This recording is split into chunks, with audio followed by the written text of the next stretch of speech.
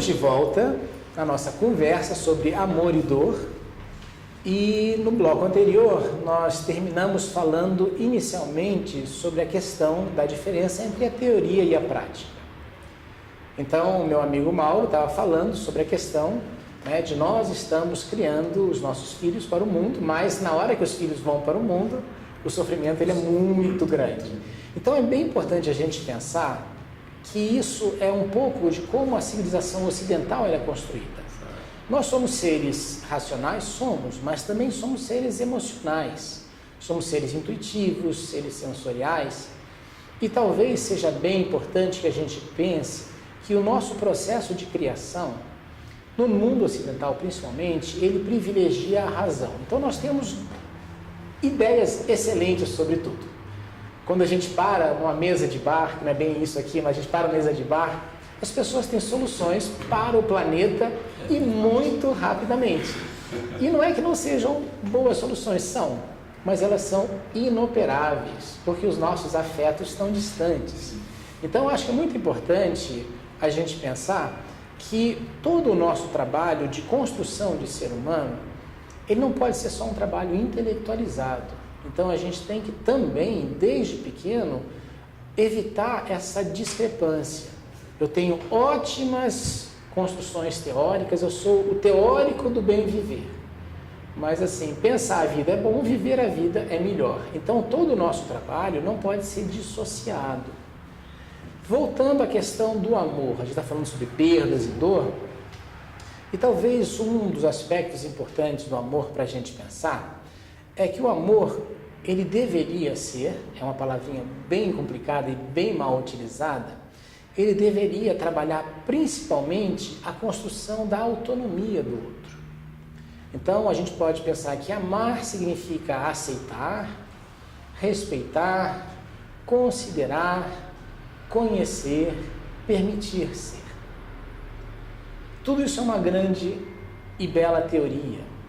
Mas vamos pensar um pouquinho sobre esses termos todos, né? A gente precisa conhecer. Então, para eu me amar, eu preciso me conhecer. Não é somente eu ter uma teoria sobre mim ou informações sobre mim. É o que eu sei sobre mim. E o que eu sei sobre mim não é somente dito por alguém. É também como eu consigo construir uma reflexão sobre mim. Seria o sou o que sou sem mentiras para mim? Isso. Mais ou menos isso. Mais uma ótima frase que a gente precisa conseguir aplicar. Porque aí vai entrar uma coisa muito importante. É a aceitação de mim mesmo. Já que eu sou um ser único, eu não tenho como me comparar com o Ilan ou com o Mauro. A teoria disso é ótima, mas a prática é péssima. Na escola a gente é comparado o tempo inteiro. Eu tirei, sim, mas já começa na escola. Eu tirei 7, você tirou 8, você tirou 9. Você é melhor que ele, você é melhor que todo mundo. E a gente tem um problema sério com isso. A gente passa a nossa vida por comparação. Olha, o teu irmão já terminou de almoçar, você ainda não terminou. Teu irmão já fez o dever de casa, você não fez. E você entende, bom, então eu tenho que ser parecido com meu irmão, porque meu irmão está sendo, de alguma forma, elogiado e eu não estou. Então, tudo isso aí, então toda a construção do amor tem que ser muito cuidadosa, porque passa por isso. A gente falou, por conhecimento. Então, eu preciso conhecer os meus filhos. Eu preciso conhecer. Um filho funciona de uma forma, precisa disso. Um outro funciona de outra forma, precisa daquilo. Só rapidamente falando sobre um problema que eu tive num consultório, na verdade o problema era da pessoa, eu estava tentando ajudar essa pessoa no problema. Ele falou assim, é um senhor de 60 e poucos anos de idade, e ele tinha 2 filhos, e por acaso eram gêmeos. Ele falou, eu não sei o que aconteceu, eu dei exatamente a mesma educação para os 2, um tem problemas graves de drogas e o outro, ele é um funcionário público de uma carreira excepcional. E aí a gente começou a trabalhar e ele chegou à belíssima conclusão. O erro foi esse, eu dei exatamente a mesma educação.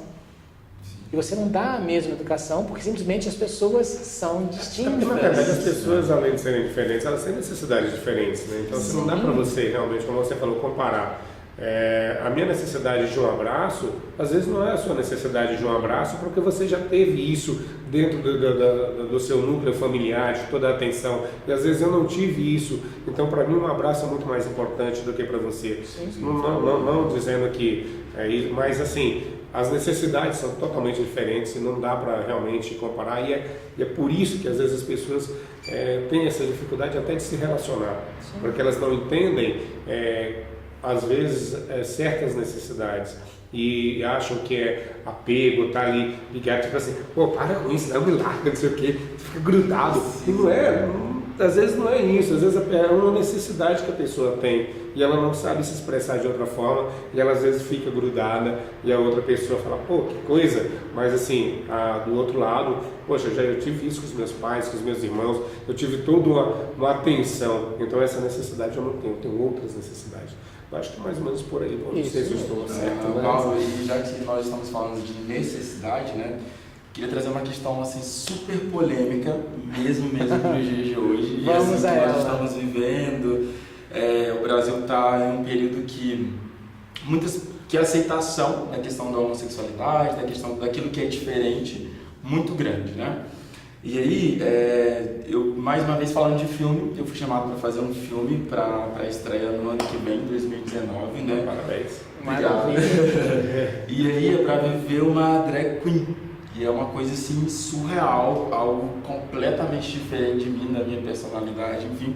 Mas que é muito interessante, que a gente está vendo muito hoje no social, enfim. E aí, só que essa drag queen ela é rejeitada pela família, de uma família de classe média, só que ela é rejeitada pela mãe, pelos irmãos, e gera um sofrimento muito grande, porque gera um afastamento. Uma hora tava tudo ali, a família inteira amando, e quando eles descobrem, bum, tipo, eu tô sem ninguém, eu tô sozinho e tendo que ser eu, né, que o personagem retrata. Essa questão talvez do conhecimento, dos pais não conhecerem os filhos ou acharem que conhecem os filhos, por exemplo, a fundo, né? É uma questão muito complicada, porque você imagina, uma pessoa que viu a vida inteira e aos 18 anos ele descobre, né, que gosta daquilo que é interessante e não sabe lidar com aquilo, nem ele, nem a família, e é uma situação super complicada, né?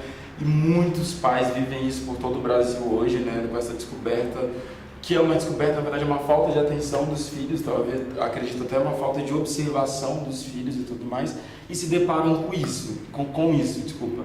E há um sofrimento muito grande. E aí eu queria que a gente discutisse um pouquinho sobre isso, falasse como que é esse sofrimento da sexualidade. É interessante isso que você está falando, mas às vezes você falou assim, né? É uma falta de atenção dos filhos. Sim. Será que de repente não é também um medo dessa atenção aos filhos? Talvez. Olha, vamos pensar então sobre o amor. Uma das questões importantes para a gente falar sobre o amor, principalmente o amor inicial, a gente pode pensar, os gregos construíram na relação teórica sobre o amor 3 tipos de amor. O amor eros, o amor filia e o amor ágape.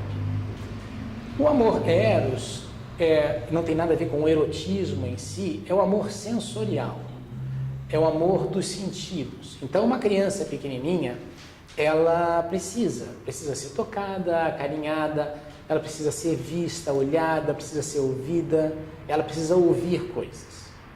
Então é um amor que a gente chama de um amor vetorial, ou seja, eu tenho um objeto de amor. Então o amor eros é o amor, e todos nós precisamos.